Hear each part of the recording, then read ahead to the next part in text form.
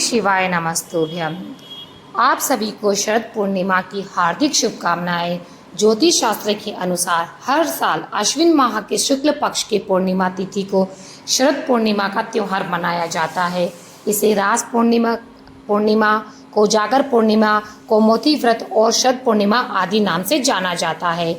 ज्योतिष के अनुसार इस दिन चंद्रमा 16 कलाओं को परिपूर्ण करता है और शरद पूर्णिमा की रात चंद्रमा पृथ्वी के सबसे निकट होता है। साथ ही इस दिन चंद्रमा की किरणें अमृत की वर्षा करती है। इसलिए इस पवित्र तिथि पर रात के समय खीर बनाकर उसे चंद्रमा की रोशनी में रखने का रिवाज है। शरद पूर्णिमा पर स्नान और दान का विशेष महत्व है। इसके अलावा इस दिन मां लक्ष्मी, भगवान विष्णु, देवराज इंद्र और कुबेर देवता की पूजा करी जाती है। व्रत रखा जाता है। मान्यता है कि इससे भक्तों के घर में धन की कोई कमी नहीं होती, क्योंकि इस दिन को कोजागर पूर्णिमा के नाम से जानते हैं। ऐसा माना जाता है कि इस दिन मां लक्ष्मी जी अपने वाहन उल्लू पर सवार होकर रात के समय सबकी छत के ऊपर से भ्रमण करती है और ऐसे में जो भक्त रात्रि में जागरण कर रहे होते हैं, मां लक्ष्मी जी की पूजा कर रहे होते हैं, उन्हीं को मां लक्ष्मी जी की विशेष कृपा भी प्राप्त होती है। इस बार साल 2025 में तो शरद पूर्णिमा की तिथि 2 दिन पड़ रही है और पूर्णिमा तिथि पर इस बार भद्रा भी रहने वाली है। ये भद्रा सभी प्रकार के शुभ और मांगलिक कार्यों के लिए बहुत अशुभ रहने करने वाली है। तो ऐसे में पूजा कैसे करें? भद्रा का अशुभ प्रभाव आपकी पूजा पाठ पर ना हो, किस तरह से पूजा आप कर सकते हैं, किस समय खीर बनाकर रखें, भद्रा की शांति के लिए तब भद्रा के अशुभ प्रभाव से बचने के लिए किन किन मंत्रों का जाप करना है, इस वीडियो के अंत में आप जानेंगे। शरद पूर्णिमा की सरल और आसान पूजा विधि के बारे में। पूर्णिमा तिथि के दिन हो सके तो ब्रह्म मुहूर्त में उठकर किसी पवित्र नदी, जलाशय, कुंड या तालाब में स्नान करें। उसके बाद आप सूर्य देवता को अर्घ दें। यदि पवित्र नदी में डुबकी लगाना संभव ना हो तो घर में नहाने के पानी में गंगा जल मिलाकर स्नान कर लें या फिर थोड़ी सी मिट्टी तुलसी जी की लेकर वह भी डाल लें। उसे अपने माथे पर लगाकर फिर स्नान कर ले। स्नान करते समय गंगा, यमुना, सरस्वती आदि पवित्र नदियों का स्मरण करें। साफ स्वच्छ पीले व हल्के रंग के वस्त्र धारण करके सूर्य देवता को तांबे के लोटे में जल भरकर, जिसमें अक्षत, रोली, कुमकुम डाले और पुष्प डाले, सूर्य देवता को जल का अर्घ दे। फिर पूर्व दिशा की ओर मुंह करके बैठ जाए और अपने दाहिने हाथ में जल और पुष्प लेकर यदि पूर्णिमा का व्रत रखना चाहते हैं तो व्रत रखने का संकल्प लें। यदि केवल पूजा करनी है तो पूजा करने के लिए भी आप संकल्प लें। सबसे पहले मंदिर में गंगा जल छिड़कर शुद्ध कर लें। एक चौकी बिछाकर उस पर साफ पीला वस्त्र बिछाएं। चौकी पर भगवान श्री कृष्ण, भगवान विष्णु, लक्ष्मी जी की प्रतिमा स्थापित करें। शालिग्राम भगवान जी हो तो शालिग्राम भगवान जी का भी पूजन इस दिन करना चाहिए। पहले गणेश भगवान की प्रतिमा या तस्वीर की स्थापना करें। फिर मंदिर में विराजित प्रतिमाओं को स्नान कराएं। जल का छींटा देकर स्नान करें और सभी सामग्रियों का जल छिड़कर शुद्धिकरण कर लें। स्वयं पर भी गंगा जल छिड़के। इसके बाद धूप दीप जलाकर पूजा करें। भगवान गणेश, भगवान विष्णु और मां लक्ष्मी जी को तिलक लगाए। मां लक्ष्मी जी को इस दिन लाल गुड़हल के पुष्प अर्पित करें। हो सके तो कमल का पुष्प भी अर्पित करें। पूजा करते समय मंत्रों का जाप करें। इस दिन श्री सत्यनारायण भगवान का व्रत भी रखा जाता है और कथा का श्रवण भी दोपहर के समय किया जाता है, तो आप श्री सत्यनारायण भगवान की पूजा भी कर सकते हैं। शरद पूर्णिमा की कथा का श्रवण करें। सबसे अंत में कपूर जलाकर आरती करें और सभी देवी देवताओं को भोग लगाएं। आज के दिन सुबह की पूजा में आप पंचामृत का भोग तुलसी के पत्ते पर डालकर भगवान कृष्ण को, शालिग्राम भगवान को और भगवान विष्णु को अर्पित करें, लेकिन मां लक्ष्मी जी के भोग में तुलसी के पत्ते ना रखें। पंचामृत के अलावा आप मिठाई, पान, सुपारी, इलायची, खीर का भोग लगा सकते हैं। मंदिर में कुछ दक्षिणा रखें और कपूर जलाकर आरती करने के बाद में अंत में क्षमा याचना करें। फिर जो भक्त उपवास रखना चाहते हैं उन्हें उपवास रखें। दिन भर उपवास रखने के बाद शाम के समय चंद्रमा को अर्घ देने के बाद एक बार फिर से स्नान करके स्वच्छ वस्त्र पहने। जिस तरह आपने सुबह पूजा की उसी प्रकार विधि विधान से मंत्रों का जाप करके आपको शाम की पूजा करनी है। एक लोटे में जल भरकर जिसमें अक्षत, शक्कर और सफेद पुष्प डालकर चंद्र देवता को ओम सहज चंद्रमा से नमः कहते हुए चंद्रमा को अर्घ दे और अपनी ही जगह पर खड़े होकर 3 या 5 बार या 7 बार परिक्रमा करें। धूप दीप दिखाकर चंद्र देवता की आरती करें और इस दिन चंद्रमा की ओर निहारने से आंखों की रोशनी बढ़ती है, नेत्र संबंधी रोग दूर होते हैं। इसलिए चंद्रमा की ओर आपको लगातार निहारना चाहिए, चंद्रमा की रोशनी में रहना चाहिए, क्योंकि इस दिन चंद्रमा से अमृत कला बरसती है।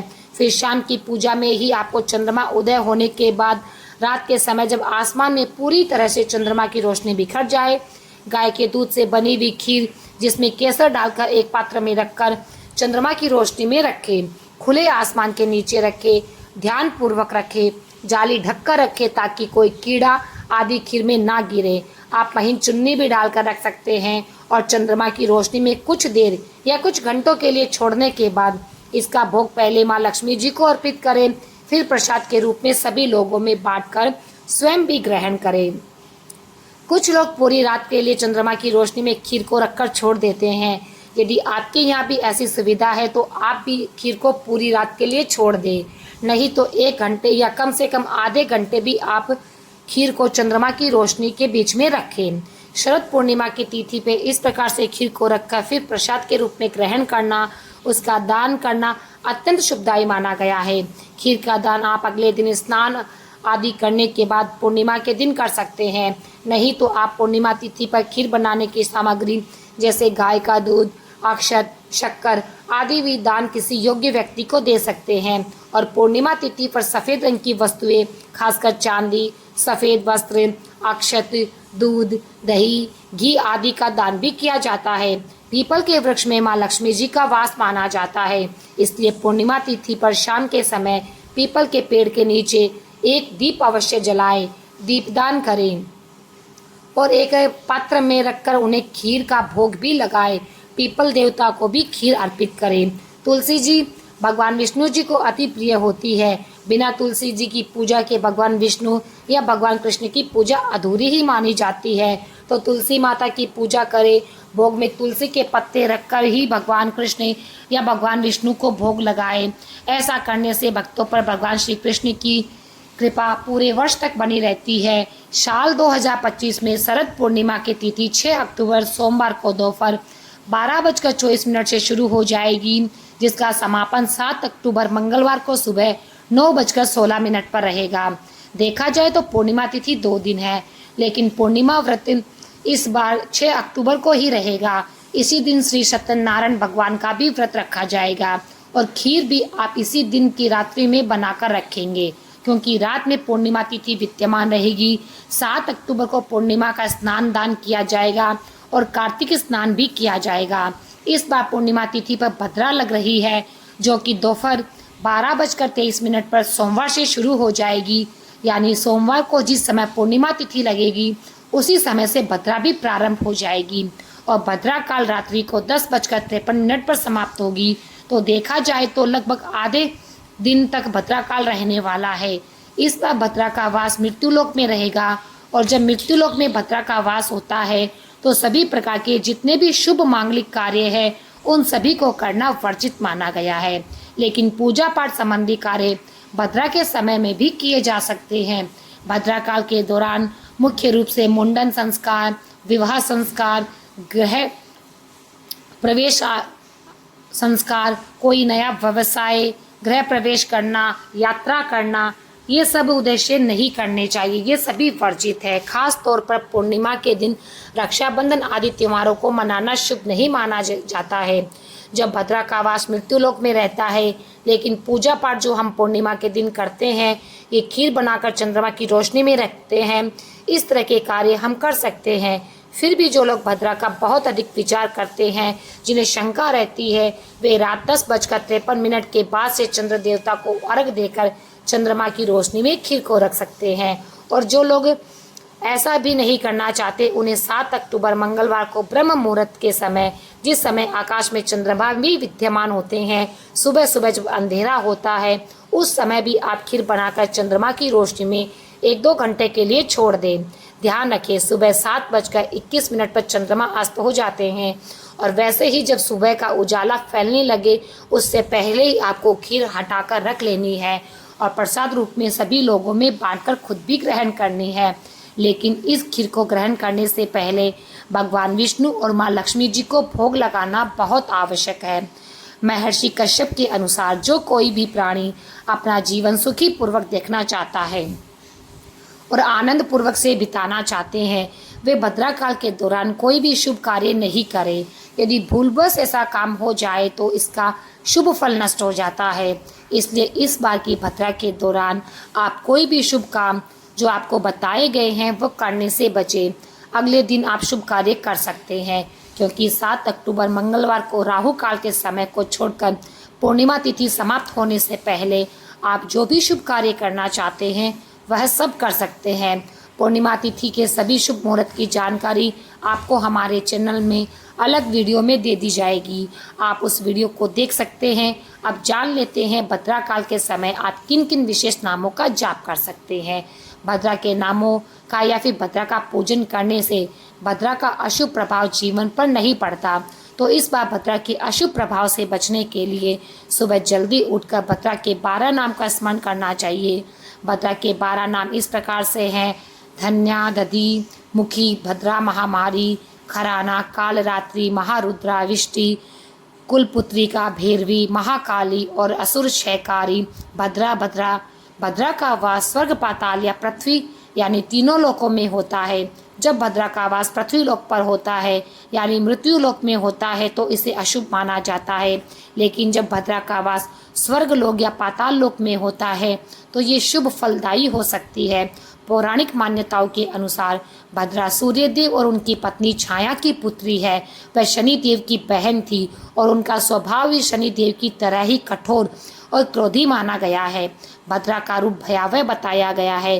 कुछ ग्रंथ में उन्हें काले वर्ण, लंबे बाल, बड़े दांतों और गले में मुख वाली त्रिपाद यानी 3 पैरों वाली कन्या के रूप में वर्णित किया गया है। उनका जन्म राक्षसों के संहार के उद्देश्य से हुआ था, लेकिन उनकी उद्दंडता प्रकृति ने देवताओं और मनुष्य के लिए समस्याएं खड़ी कर दी। भद्रा का नाम जो शाब्दिक रूप से कल्याणकारी का प्रतीक है, लेकिन ये उनके प्रभाव के विपरीत है। जन्म लेते ही भद्रा ने यज्ञ, पूजा पाठ और मांगलिक कार्यों में विघ्न डालना शुरू कर दिया था। उनकी हरकतों से देवता, दानव और मनुष्य सभी परेशान हो गए थे। भद्रा की इस उद्दंडता और अनियंत्रितता करने के लिए सूर्यदेव ने ब्रह्मा जी से सहायता मांगी। ब्रह्मा जी ने भद्रा को समझाया और उसे पंचांग के विशिष्टीकरण में स्थान दिया। उन्होंने भद्रा से कहा, तुम बालक, कोलव आदि करण के अंत में निवास करने वाली हो। जो कोई तुम्हारे समय में गृह प्रवेश, विवाह, रक्षाबंधन जैसे शुभ कार्य करे, तुम उसके कार्य में बाधा डालना। जो कोई तुम्हारा सम्मान न करे, उसके कार्य को नष्ट कर देना। इस प्रकार भद्रा विष्टिकरण के रूप में स्थापित हो गई और वह तीनों लोक में स्वर्ग, पाताल और धरती लोक पर विचरण करने लगी। शरद पूर्णिमा की उज्जवल चांदनी में ही भगवान श्री कृष्ण ने बंसीवट में गोपियों के संग महाराज किया था, जिसे देखने स्वयं महादेव भी गोपी का रूप धारण करके गए थे। महाराज की लीला में चंद्रमा वहीं ठहर गए थे। चंद्रमा अस्त होना भूल गए थे। यमुना जी का प्रवाह रुक गया था। सभी दिशाएं अपनी अपनी जगह पर रुक गई थी और इस दिव्य महाराज को देखते हुए ब्रह्मा जी सृष्टि का संचालन करना मानव भूल से गए थे।